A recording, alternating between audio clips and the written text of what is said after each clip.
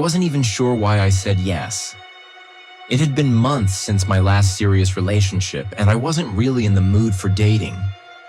But when my coworker Lisa insisted that her friend Ethan was a great guy and that I should give him a chance, I figured, why not?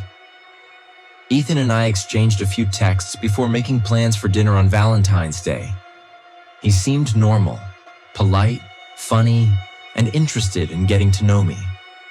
We decided to meet at a nice but quiet Italian place on the edge of town.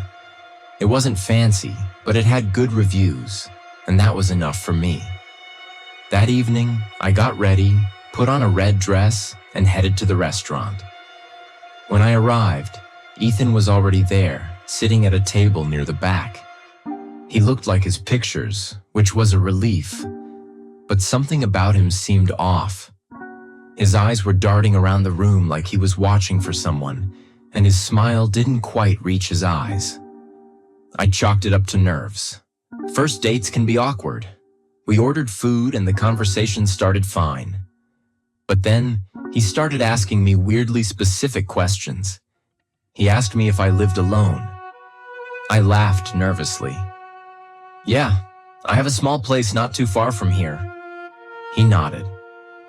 No roommates? No close neighbors? That was the first moment my stomach tightened. Why was he so interested in that? I tried to steer the conversation elsewhere, but it only got stranger. He kept asking if I had family in town, if I had ever gone on a trip without telling anyone. And at one point, he even asked, "If you disappeared, how long do you think it would take for someone to notice?" I must have looked uncomfortable because he quickly laughed and said, "Sorry, I listen to a lot of true crime podcasts." I forced a smile, but my instincts were screaming at me. The night got worse when I went to the bathroom. As I walked past the bar, the waitress subtly grabbed my wrist.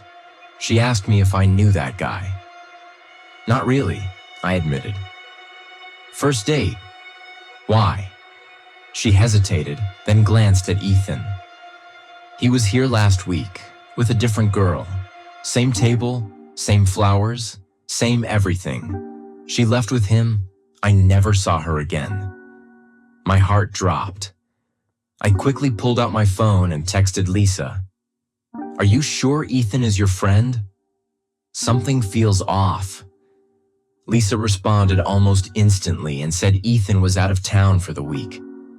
She told me the guy I was with was not Ethan. My blood ran cold.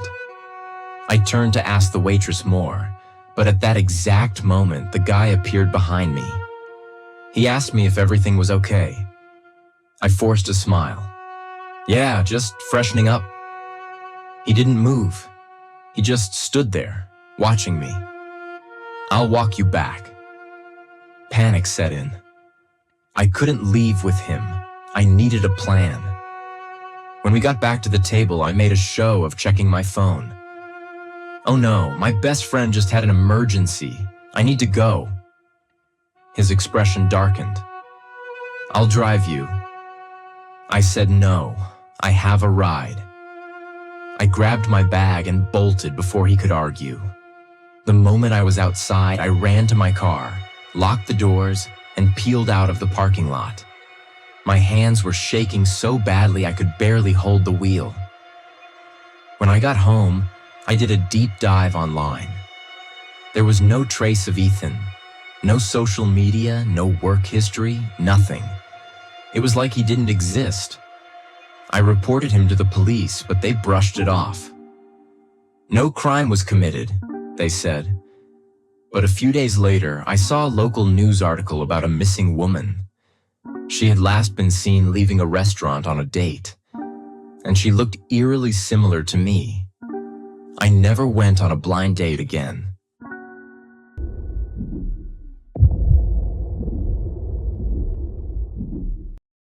My name is Lisa. I've never been big on Valentine's Day, but that year I decided to give it a chance. I had just moved to a new city, and dating apps seemed like the only way to meet people. After a few days of swiping, I matched with a guy named Daniel. He was charming, well-spoken, and seemed genuinely interested in getting to know me. After a few conversations, he suggested dinner at an upscale restaurant downtown. His profile checked out. He had social media, a real job, and even mutual friends with some of my coworkers. So, I agreed. That night, I got dressed up, trying to shake the nervous feeling in my stomach. Maybe it was just first date jitters, but I was never nervous like this before. When I arrived, the restaurant was packed with couples, the air thick with the scent of roses and candle wax. I spotted Daniel at a table in the corner. He looked just like his photos. Dark hair, clean cut, expensive-looking watch. But as I walked toward him, I noticed something strange. His expression didn't change. No smile, no wave, just blank. I hesitated, then brushed it off. Maybe he was just nervous too. I greeted him and sat down. He stared for a second before breaking into a slow smile and complimented, "You're even prettier in person." I thanked him, but something about the way he was looking at me made my skin crawl. It wasn't admiration. It was something else, like he was studying me. The conversation started fine. He asked about my job, my hobbies, my family, but then his questions got oddly specific. "You live alone, right?" I nodded slowly. "Yeah, just me." "No pets?" I shook my head. He leaned in. "So if someone broke in, no one would hear?" I froze, caught off guard. He sat back, watching my reaction. "That's interesting." I forced a laugh. "Weird question." He smirked but didn't explain himself. After that, the conversation felt wrong. He kept bringing up strange topics like how easy it is for people to disappear, how most missing person cases never get solved, how Valentine's Day is the perfect time for someone to go missing because everyone assumes they just ran off with a lover. I tried to change the subject, but he always steered it back. Halfway through dinner, my phone buzzed. I glanced down.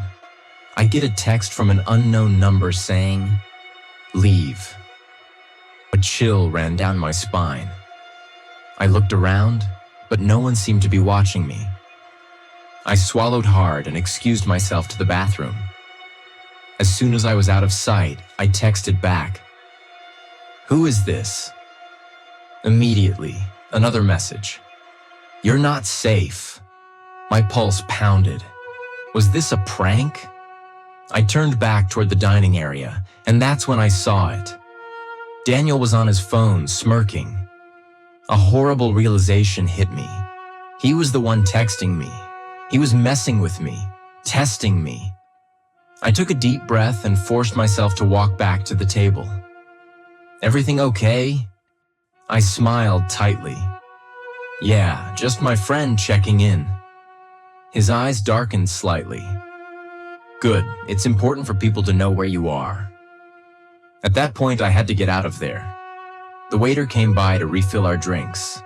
Desperate, I leaned in and whispered, "Can you call me a cab?" She glanced at Daniel, then at me.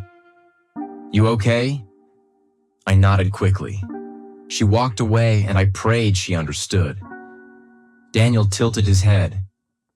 "You look nervous." I forced another laugh. "Just a little tired." He took a sip of his drink, watching me. And then he said something that made my blood run cold. I lied about my name. I stared at him. "And my job," he continued. "And my friends." I felt like I couldn't breathe. "But it's okay," he smiled. "Because after tonight, none of that will matter." At that moment, the waiter returned, a set of car keys in her hand. She placed a check on the table and subtly nodded toward the door. I grabbed my bag and stood up. "I should go." Daniel didn't move. He just kept staring. I walked quickly to the exit, and as soon as I was outside, I ran. The waiter's car was waiting with the engine running. I jumped in, slammed the door, and she peeled out of the parking lot. I was shaking so badly I could barely speak. "He's not who he says he is," I whispered. "I know," she said.